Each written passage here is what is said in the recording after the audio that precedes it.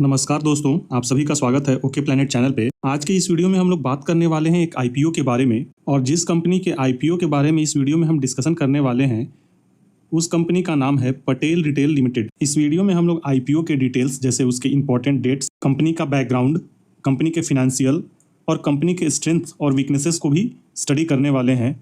और आईपीओ का पर्पस क्या है, कंपनी ये आईपीओ क्यों लेके आ रही है, और अभी इस आईपीओ से रिलेटेड या इस कंपनी का आईपीओ का जीएमपी क्या चल रहा है, वो सारे चीज़ों को हम इस वीडियो में स्टडी करने वाले हैं। तो वीडियो को पूरा अंत तक देखिएगा ताकि पूरी जानकारी आपको मिल सके। तो चलिए वीडियो को स्टार्ट कर लेते हैं। पटेल रिटेल लिमिटेड ये एक मेन बोर्ड आईपीओ है, और इस आईपीओ के through company around 242.76 crore fund raise करने वाली है, जिसमें से 217.21 करोड़ फ्रेश इशू है और 25.55 करोड़ ऑफर फॉर सेल है।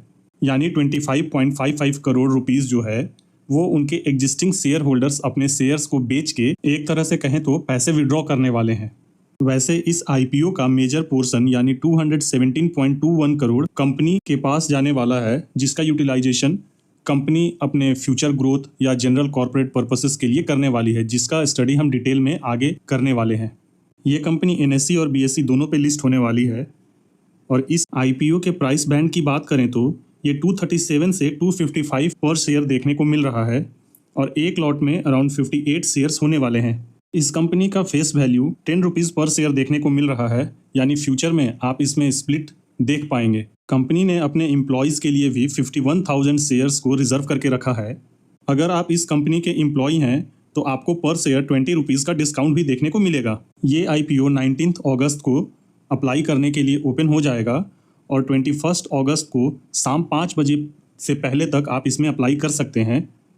इस कंपनी के आईपीओ का अलॉटमेंट टेंटेटिवली 22 अगस्त को देखने को मिल जाएगा। अगर आपको इस कंपनी का आईपीओ अलॉट नहीं होता है तो उस कंडीशन में आपको रिफंड 25 अगस्त से देखने को मिलेगा, और अगर आपको इस कंपनी के शेयर्स अलॉट होते हैं तो 25 अगस्त को ही शेयर्स आपके डीमेट अकाउंट में क्रेडिट हो जाएंगे, और 26 अगस्त को ये कंपनी शेयर मार्केट में लिस्ट हो जाएगी। रिटेल कैटेगरी में मिनिमम एक लॉट के लिए आपको 14,790 रुपीज़ देने होंगे। वहीं रिटेल कैटेगरी में मैक्सिमम आप 13 लॉट के लिए अप्लाई कर सकते हैं, जिसमें आपको 754 शेयर्स मिलेंगे, और उसके लिए आपको 1,92,270 रुपीज़ देने पड़ेंगे। वहीं स्मॉल एचएनआई कैटेगरी में मिनिमम आपको 14 लॉट के लिए जाना पड़ेगा, जिसके लिए आपको 2,07,060 रुपीज़ देने पड़ेंगे। और वहीं स्मॉल एचएनआई में मैक्सिमम आप 67 लॉट्स के लिए अप्लाई कर सकते हैं, और इसमें आपको 3,886 शेयर्स मिलेंगे, और उसके लिए आपको 9,90,930 रुपीज़ पे करना पड़ेगा। वहीं बिग एचएनआई में आपको 68 लॉट शेयर के लिए अप्लाई करना पड़ेगा, और जिसके लिए आपको 10,05,720 रुपीज़ पे करना पड़ेगा। अब चलिए कंपनी के बारे में थोड़ा समझ लेते हैं कि ये कंपनी करती क्या है। कंपनी की बात करें तो पटेल रिटेल लिमिटेड 2008 में शुरू हुई थी, और अब ये 43 स्टोर्स ऑपरेट कर रही है। इस कंपनी का बिजनेस मेनली महाराष्ट्र में, और वो भी सब अर्बन एरिया में देखने को मिलता है। खास करके महाराष्ट्र के थाने और रायगढ़ डिस्ट्रिक्ट्स में इनका स्टोर्स देखने को मिल जाता है। और इस कंपनी का stores Patel R marts brand के नाम से चलते हुए देखने को मिलता है। कंपनी डेली नीड्स और बल्क शॉपिंग दोनों के लिए सुपरमार्केट प्रोवाइड करती है, और उनका फोकस है उन एरिया पे जहां ऑर्गेनाइज्ड रिटेल उतना स्ट्रांग नहीं है। पटेल रिटेल ने अपने प्राइवेट लेबल प्रोडक्ट्स भी लॉन्च किए हैं, जैसे पटेल फ्रेश, इंडियन चस्का, ब्लू नेशन और पटेल इसेंशियल्स। चलिए कंपनी के फिनेंशियल्स पे एक नज़र डाल लेते हैं। हमारे पास अभी 3 साल का डेटा अवेलेबल है।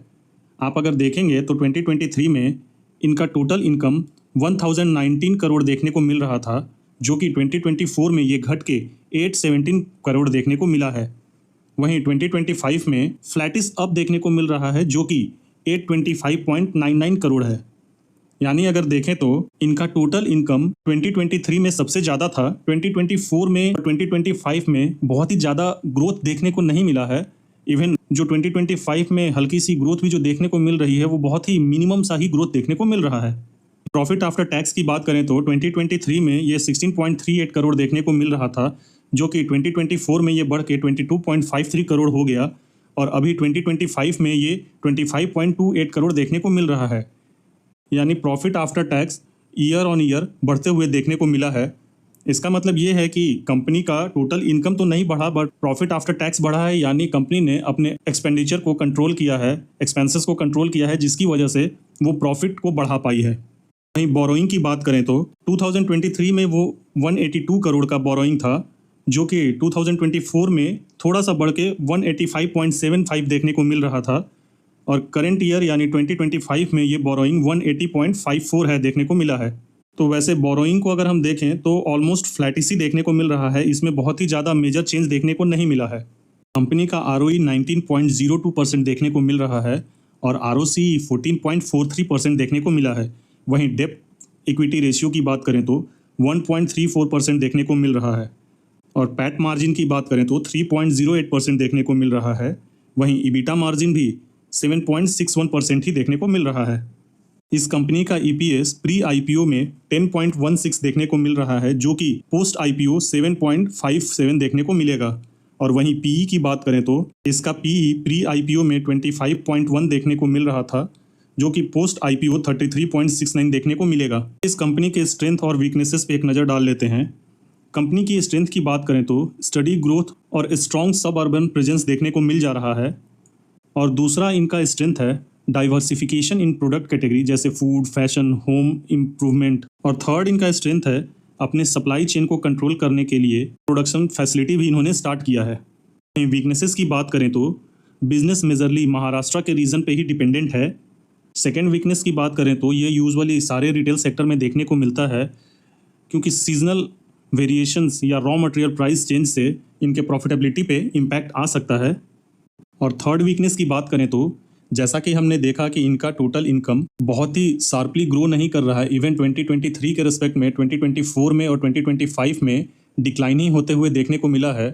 तो अगर ये अपना बिजनेस को और भी ज़्यादा ग्रो नहीं कराएंगे, यानी और भी ज़्यादा रिटेल स्टोर्स डिफरेंट लोकेशंस पे ओपन नहीं करेंगे, तो इनका टोटल इनकम बहुत ही ज़्यादा तेज़ी से ग्रो नहीं कर पाएगा। जैसा कि हमने इनिशियली ही देखा था कि कंपनी इस IPO के थ्रू 217.21 करोड़ जो फ्रेश इशू के थ्रू रेवेन्यू जनरेट करने वाली है, उसका कहाँ पे ये यूटिलाइजेशन करने वाली है, चलिए इसे देख लेते हैं। तो कंपनी ने इस इशू का ऑब्जेक्टिव बताया है कि कंपनी ने जो बोरोइंग लेके रखा हुआ है, उस बोरोइंग के रीपेमेंट के लिए 59 करोड़ यूज़ होने वाली है, और 115 करोड़ का यूज़ वर्किंग कैपिटल रिक्वायरमेंट्स के लिए करने वाली है, और बाकी जो पैसे बचेंगे उसका यूज़ जनरल कॉर्पोरेट पर्पसेस के लिए होने वाला है। IPO अलॉटमेंट रिजर्वेशन की बात करें तो QIB के लिए 30% शेयर रिजर्व हैं, और रिटेल कैटेगरी के लिए ये 45% रिजर्व किया गया है, और वहीं NII के लिए ये 25% रिजर्व है। अभी जब मैं ये वीडियो बना रहा हूँ उस समय इस IPO का GMP 14% के अराउंड में देखने को मिल रहा है, यानी 36 रुपीज़ पर शेयर में इसका प्रीमियम देखने को मिल रहा है। हो सकता है जब आप ये वीडियो देखेंगे उस समय पे ये GMP का वैल्यू कुछ और देखने को मिल सकता है, क्योंकि ये GMP जो है वो मार्केट के सेंटीमेंट पे भी डिपेंड करता है। अगर मार्केट में पॉजिटिविटी रहेगी तो ये GMP और भी ज़्यादा बढ़ सकता है, और अगर मार्केट में प्रेशर देखने को मिला तो ये GMP डाउन भी हो सकता है। तो दोस्तों, आप लोगों के मन में सबसे बड़ा एक सवाल आ सकता है कि इस IPO में अप्लाई करना चाहिए या नहीं करना चाहिए। तो देखिए, मुझे जो इस IPO को स्टडी करने के बाद ये समझ में आया कि बेसिकली ये एक रिटेल सेक्टर की कंपनी है जो कि Tier 3 सिटीज़ या सब अर्बन एरियाज़ में काम करती है, जहाँ पे बड़े रिटेल प्लेयर्स का कंपटीशन इन्हें फेस करने को नहीं मिलता है।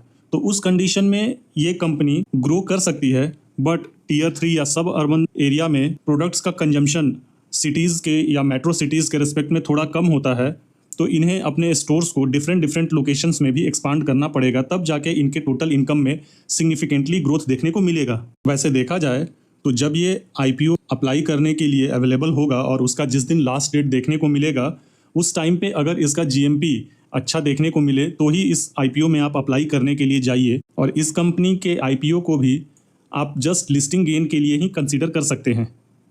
लॉन्ग टर्म के लिए इस कंपनी में इन्वेस्ट करने से पहले इसके फिनेंशियल ग्रोथ को इम्प्रूव होने का समय देना पड़ेगा।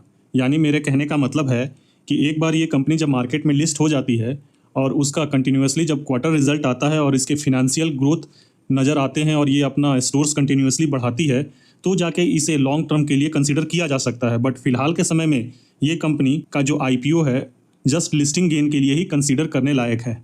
दोस्तों देखा जाए तो ये जो मैंने वीडियो बनाया है जस्ट आईपीओ का एक ओवरव्यू है। किसी भी आईपीओ में आप अप्लाई करने से पहले खुद से एक बार डिटेल में स्टडी कर लें या फिर आप अपने फिनेंशियल एडवाइज़र की सलाह ज़रूर लें। मेरे द्वारा दिया गया कोई भी इन्फॉर्मेशन किसी भी आईपीओ में अप्लाई या अवॉइड करने का कोई रिकमेंडेशन नहीं होता है। ये जस्ट इन्फॉर्मेशन और एजुकेशनल पर्पज़ के लिए बनाया गया वीडियो है। तो चलिए मिलते हैं किसी और वीडियो में, तब तक के लिए धन्यवाद। जय हिंद।